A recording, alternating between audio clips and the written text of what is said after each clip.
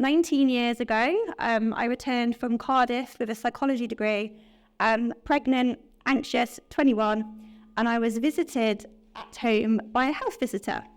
And she gave me 10 questions that will be really, really familiar to many of you here, both the original mums and dads, and then the second generation when you've grown up, about mood in pregnancy. And I was, despite being a psychology student, I said, why are you asking me in pregnancy? Isn't it just after birth? But inside, I was battling with really worrying, why am I feeling, anxious? And they said, there's a study just now out from the children of the 90s in the BMJ. So we thought we'd start asking questions in pregnancy. Small study just in Bristol. As well as thinking life-changing really was to make me feel, okay, that's all right, and seek a bit of support. I had an idea for what that meant scientifically. And I actually contacted the author of that paper a lot of times, actually, because he didn't take my first calls, and said, I've got an idea for a PhD. And then a couple of years later, PhD program, I went on to continue to study depression during pregnancy. And in combination, there have been many findings that have hit the headlines that have shown not only is depression during pregnancy more common than after birth, it has unique impact not only on the women, her partner, so dad's experiencing it too, but long-term intergenerational cycle that could be prevented if people knew more about it in pregnancy, all the way to when some of you here, the first generation, were 18 and most recently up to age 30. What that has meant is that a simple change to policy, now nationally and internationally, every midwife everywhere, so not just like I was visited, asks questions and encourages women to seek help. And even about 2 weeks ago, so that's in the NICE guidelines for NHS, I was supporting a workshop for Greater Manchester Police in their desire to support their female employees, and they have a maternity check-in. Again, it's after birth, but they do check some things in pregnancy. So a simple suggestion, I sent them the discovery film, which is somewhere here where I speak about this, and mentioned some of the findings, including that actually it's on the rise as well. We're talking about 20 to 30% of women experiencing this. So now they got back to me and emailed and said, yes, we're going to take those 2 questions and we're going to ask our police officers too, because there are routes now to seek support. So great personal achievement, great achievement for the study and an effort more widely. But it's not really enough just to be aware and to know about it, is it? And actually there was sometimes when I've discussed this and, you have feedback, it's like, well, that's just going to make me feel worse. It's going to have an impact on my child. So it's also about how do we break this cycle.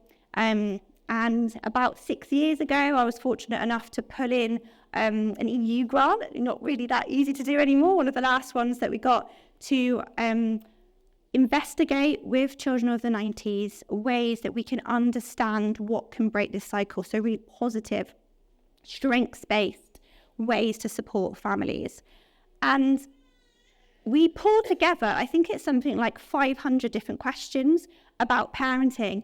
Simple things that some of you might remember, like just asking your first reaction when you had the baby. How did you feel? Were they fun? Were you worried about whether I put them to bed with me or I put them to bed in a cot? Do I worry about what they eat? How does it feel when they cry? We've used those and we have found that putting all that together, some simple things will sound simple, but keeping a routine, being consistent, actually enjoying being a parent, even if you also have conflict, can reduce this cycle. So even if they are struggling, if there are these positive factors, involvement of your partner and that relationship. And perhaps my favorite recent finding is that if you have a personality more similar to your child, that also strengthens the relationship. And not necessarily because you're both calm, actually it's the opposite. If you're both more neurotic, a little bit more sensitive, actually that's better.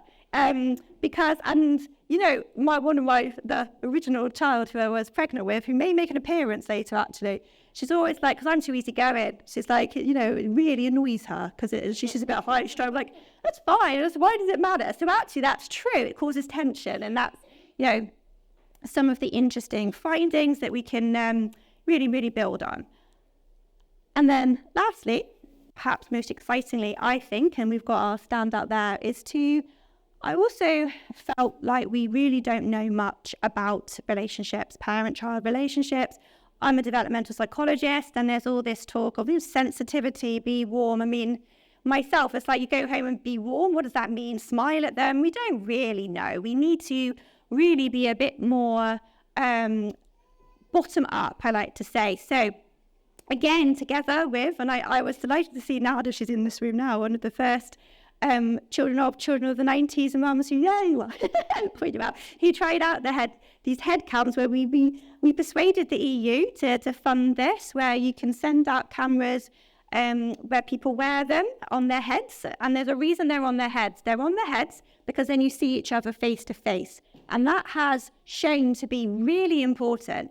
My, psychologist, but this period of my career as a real hardcore epidemiologist, and my thought was to remove bias, let people wear them without someone watching them. But actually now, when I see the footage, and I hope you can come and see the footage, what we've actually stumbled upon is that when you watch it back from one angle, your baby's eyes, and then you watch it back from mum's eyes, you see something completely different. So objective reality, even in film, is not really. And we're going to harness that in supporting relationships. Even that light bulb moment of, oh, okay, maybe I did look a bit grumpy.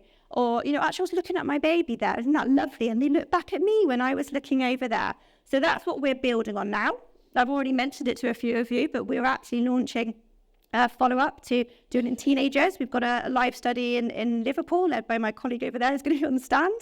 And that's gone incredibly well. We were told teenagers won't do it. There's a waiting list. They all signed up, and we've got wonderful footage. So we're ready for when Coco's to teenagers. The protocol developed in co-90s. The head cams are being used in South Africa, Oslo, Brazil. And so we're really, really keen to know how we then use this data. So please do come and join us. But do ask questions now.